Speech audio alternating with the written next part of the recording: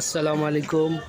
কাজ শেষে ভাবলাম একটু কাঁচা বাজারে আসি, তরি-তরকারি, শাকসবজি লাগবে আমার। তাই ভাবলাম বাসা যাওয়ার আগে একটু তরি-তরকারি নিয়ে যাই রাত্রে বাসায়। আমি তো সকালে বের হয়েছি বাসা থেকে, আবার রাত্রে যাই বাসায়। সব জিনিসই দাম বেশি আসলে। এখানে এই ডাঁটা শাক ৫০ টাকা, ৪০ টাকা আঁটি। তারপর এখানে মিষ্টি কুমড়ার শাক আছে ৫০ টাকা আঁটি। কলমি শাক আছে, কলমি শাকও আপনার ১০ টাকা।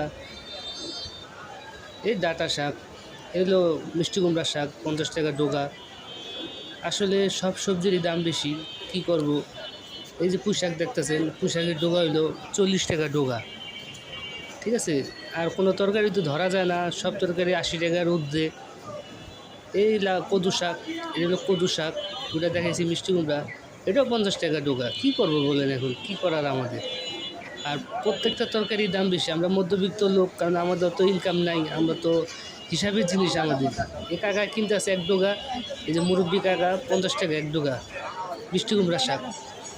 কিছু করার নেই, আমাদের মধ্যবিত্ত লোক আমরা, আমাদের সাধ্য অনুযায়ী আমাদের দেখে শুনে কিনতে হয় সব কিছু।